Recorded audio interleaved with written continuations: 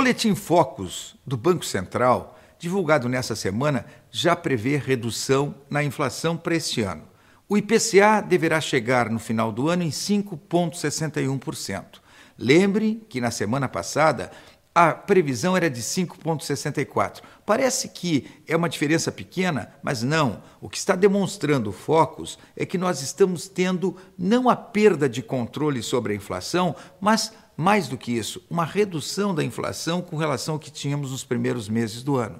Então, aquilo que serviu de argumento para o Copom aumentar a taxa de juro, está claro pelo próprio Banco Central que não havia necessidade deste aumento de taxa de juro porque a economia estava superaquecida e esse superaquecimento poderia determinar um descontrole inflacionário. Não está acontecendo isso. Lembrem que também há uma previsão do Focus de que o PIB brasileiro crescerá 6,99% esse ano. Não é assustador, é excelente. Quer dizer, o fato de termos o PIB chegando a um crescimento de 7% ao ano não significa que o Brasil não tenha condições de suportar isso.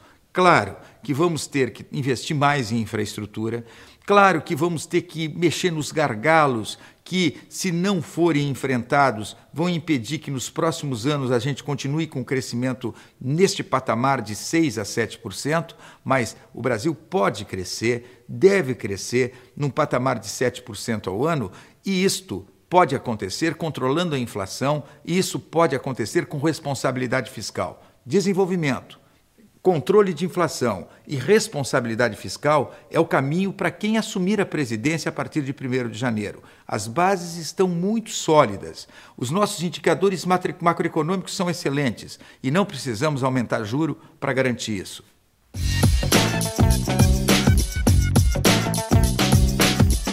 E mais uma empresa gaúcha passa a pertencer a um grupo estrangeiro.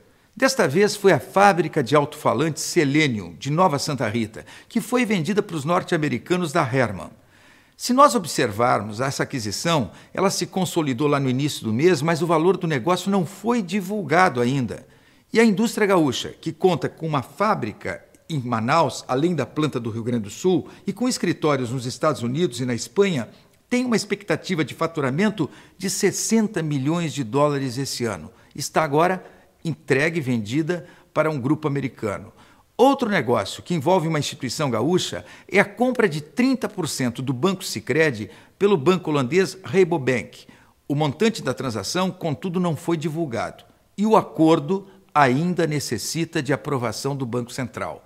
Então, a compra da Selenium e a aquisição de 30% do Sicredi são apenas dois movimentos que estão acontecendo em um grande número de empresas estrangeiras do capital internacional ou se associando a empresas brasileiras ou comprando o controle dessas empresas. Isso está acontecendo como nunca ocorreu, para o bem ou para o mal, mas nós estamos tendo, como nunca, empresas brasileiras sendo controladas por grupos estrangeiros ou empresas brasileiras se associando ao capital internacional.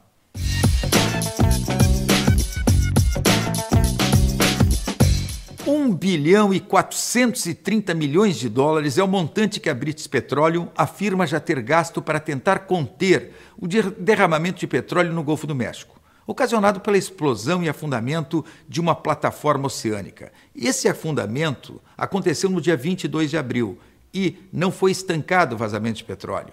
A Casa Branca prevê que a petrolífera britânica precisará desembolsar muitos bilhões de dólares ainda para compensar os prejuízos que são hoje considerados o maior desastre da história ambiental americana.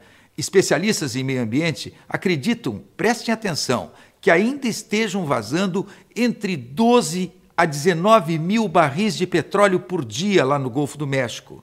A maré negra espalha-se por um raio de 320 quilômetros ao redor desse duto que foi danificado.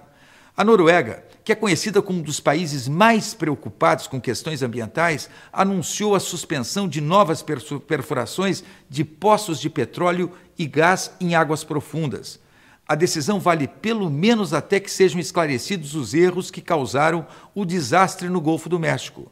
Novas licenças apenas serão concedidas após o governo saber exatamente o que ocorreu com aquela plataforma que afundou. A Noruega é o primeiro país a adotar medidas de prevenção após os Estados Unidos terem anunciado a explosão e o início do vazamento. Nos Estados Unidos, já houve também a suspensão de perfuração de novos poços em alto mar. O que nós devemos ter como lição disso tudo que está acontecendo lá é que nós que temos reservas incríveis do pré-sal e que vamos explorar essas reservas, temos que ter todo o cuidado, toda a segurança para que no Brasil não ocorra um acidente como esse. Então, precaução, segurança, cuidados na exploração do pré-sal para que a gente não tenha um acidente ambiental que a gente vai chorar por muito tempo as consequências dele.